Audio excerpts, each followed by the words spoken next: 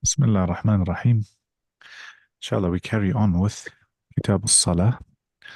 And we had reached a point where we were speaking about some of the masail in Salah, and we spoke about some of the makruhat in Salah, certain things which are disliked.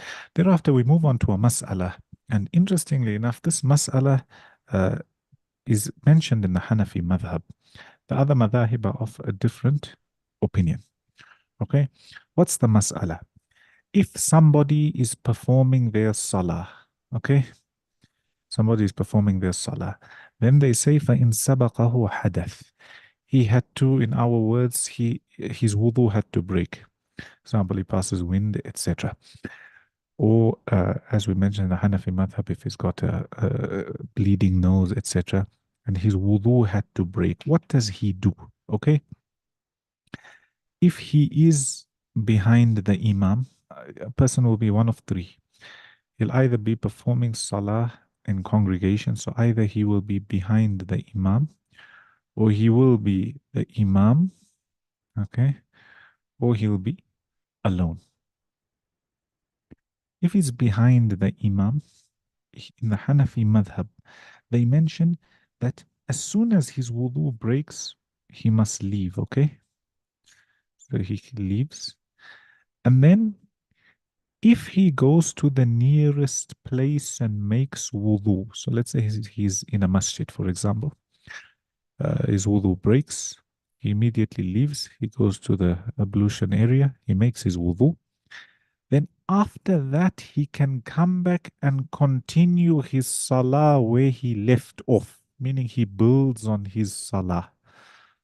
Okay? So I'll give you an example. Let's say in a small masjid, you're in a musalla. Sometimes small musallas in the airport that are enough just for two people. So you've got the basin or the place where you can wash up just next to where they're reading salah. So let's say they start reading Salatul Isha. The Imam starts and this person is behind him. And the Imam is reading, and this person, this person breaks his wudu. He immediately goes next to the basin. He makes wudu again, and he just goes and he carries on his salah. He doesn't have to start again. And similarly, if he had to catch him, if he left him in the second rak'ah and caught him again in the second rak'ah, there's nothing for him to catch up. This is only in the Hanafi madhab. Okay? There's a hadith which they use, the others say it's weak. If he's an imam, okay, what he does is he leaves the salah and he appoints somebody, makes somebody in charge to carry on the salah. So let's say the person behind him, etc., can najimu, push him forward, so he can carry on the salah. And then this imam goes to he makes his wudu, and then he can come back and he can join the salah wherever he left off as somebody who is now following the new imam. What's the point is they saying he doesn't have to start again. Here he doesn't have to start again. And if he's alone, the same thing. So if he's alone, his wudu broke, he leaves immediately. After that, he makes wudu. Let's say he's read 2 rak'ah already, he's got 2 left, and he comes back and he just carries on. This is in the Hanafi madhab, there is an allowance for it.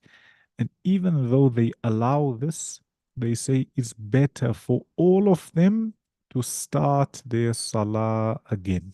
Why? They tell you khurujan min al khilaf, to come out of the difference of opinion. Why all the other madhahib say your salah is broken, you go, you make wudu, and you come back, and you have to start all over again, even if you're in the last rak'ah. So they say it's better for all these people to go back, make wudu, and then start their salah again. So that's uh, a mas'ala that they mention, just so you are aware of it in the Hanafi madhab. Thereafter, a few other miscellaneous masail. If a person had to talk in salah, either a person would talk words which are understood, okay, or they make a sound. So they give the example, if he makes a sound of an animal, etc. Whether he does this by mistake or on purpose, in the Hanafi madhab, the salah is broken. So for example, let's say somebody comes in and they say Assalamu alaikum, and unintentionally you reply and you say Wa alaikum assalam with your mouth or your lips, your salah would break. Or let's say a person in salah, they making a noise or they making sounds, giggling to themselves, etc. The salah would break. And they only have one exception when it comes to the sounds, and that is if a person had to be affected or had to become emotional when reading the ayat of either Jahannam or Jannah. So a person is crying, for example, they can't contain themselves due to the meaning of what they're reciting, then they say they shouldn't make a big commotion. They should try their best to hold it in, but the salah wouldn't break. The salah wouldn't break. So those are two masail. Third mas'ala I want to move on to, they speak about uh, what happens if a person had to miss their salah. How do they make up the salah? It's called qada'ul fawaid. A person would be in a few different categories or a few different conditions. The first rule of this chapter is whoever misses a salah, when do they perform it? They perform the salah when they remember it. Okay? As soon as you remember it, you perform that salah. Why do they say as soon as you remember it? Sometimes, for example, let's say you're sleeping and a person misses Fajr Salah and they wake up at 10 a.m. As soon as they wake up, they realize that, oh, I've missed Salatul Fajr. Then they go and they make it up. Or at times, a person may forget to read Salah, and it can happen where, let's say, you live in a place where you're used to hearing the adhan, you used to go into the masjid, and all of a sudden you're visiting another country and the time zone has changed. There's no masjid around, and because you're not used to it, you forget, for example, Dhuhr or Asr, or at times you may be going to a place where there's extremes when it comes to the sunset, for example. Like I know when you go to Europe and that, in the winter and the days are short, you're not used to the sun setting very quickly, and by half 3, 4 o'clock it's already setting, and you're used to the sun setting the earliest at half 5. So here a person can forget. So what do they do is as soon as they remember, they make up that salah. So this is the rule. After that, what happens if a person has missed a salah, right? Missed a salah, and there's another, it's in the time of another salah. So let's say a person missed dhuhr, put a D there for dhuhr.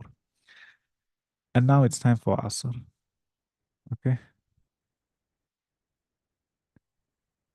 Are they allowed to read asr first, or do they have to read dhuhr and then read asr? In the Hanafi madhab, they tell you that the order of the salah, the general rule is it's necessary. So you have to make up the dhuhr before the asr on conditions. First is if the salawat you have missed are less than 6, okay? So like a day of salah. So let's say, for example, a person has missed, and remember, in the Hanafi madhab, you make up the salah you missed even if it's been so many years. So let's say a person has missed 5 years of salah. It's impossible for them to catch up 5 years of dhuhr salah in 3 hours. So if they start reading qada, they're going to miss the current dhuhr, they're going to miss asr, they're going to miss everything. So they've pegged it at anything less than 6. So anything less than 6, the order is necessary. Condition number 1. Condition number 2 is as long as there's enough time. Okay. So let's say usually it takes you to read your dhuhr, it takes you, for example, 5 minutes. And let's say for the time of asr, there's only 5 minutes remaining. Okay. Whoever's got questions, hold your questions and we'll answer after I've finished. Let's say you've only got 5 minutes remaining. Here, the time is less. So you read the salah that you currently in, the time that's currently present. Why? If you've already missed dhuhr, You've only got 5 minutes. If you're going to try to make up Dhuhr, it's already missed. You're going to miss Asr, which is another one. So they're saying there's only 5 minutes left, or you've got 10 minutes to get ready, and it will take you 10 minutes to get ready. Read your Asr first, then you make your Dhuhr. So that's an exception. And number three is if a person had to forget. So, for example, you have to read, you have to make qada, you have to catch up your Dhuhr, and you forgot about it, and you went to the masjid. And after reading Asr, you realized, oh, I didn't read Dhuhr here. Your Asr will be counted, and you make up your Dhuhr after that. Okay. Then, then they speak about if a person has missed more than 6 salah. Okay. So more 6 or more. Here they say this tartib, or the order of catching up, is not necessary. So, for example, a person missed a week of salah. Here, the order to catch up that salah is not necessary. So, let's say a person missed a week of salah, and on Sunday they decide to catch up all their salah. Here, they say that they don't have to follow the tartib, bearing in mind that no Muslim who fears Allah and obeys His Messenger would, no true Muslim would purposely miss salah like this. Sometimes a person may be unconscious and they need to catch up, or due to illness, sickness, etc. It can happen. Those are a few masail we took today, and inshallah there's a few more chapters left in Kitab al-Salah, and we'll go through them. When the wudu broke, Saeed's question, he says, when wudu broke and you came back after ablution, I assume you have to recommence at the start of the rak'ah in which the wudu broke.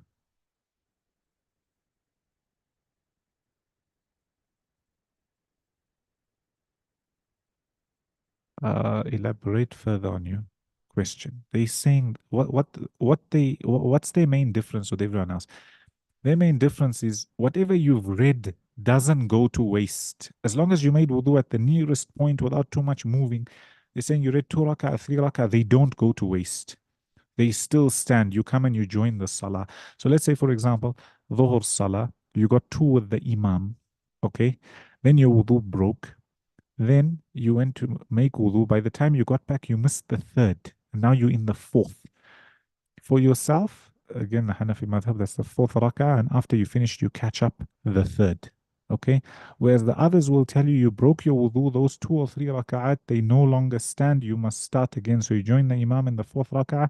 After he makes salam, catch up 3. They telling you after he makes salam, catch up 1, because you're building on your salah. Does it not go against the fundamental definition of salah, certain actions between takbir and taslim and leaving the salah because of the hadith and then joining it from the same place? Yes, however, you must remember that always in fiqh there are rules.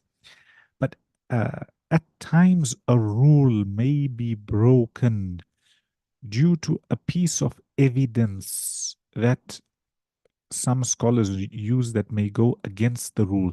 So yes, the default is that a person shouldn't be moving around in salah. Then they have a hadith to say that if a person goes and makes wudu and comes back, it's allowed. So this is an exception to the rule. That particular circumstance, an exception to the rule. That's what they argue. Bearing in mind, they say that better to start your salah from the very beginning.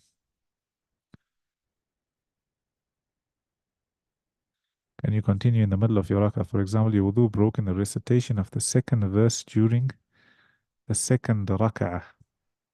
Yes, the meaning of building is, as long as you don't have an imam, you have a choice.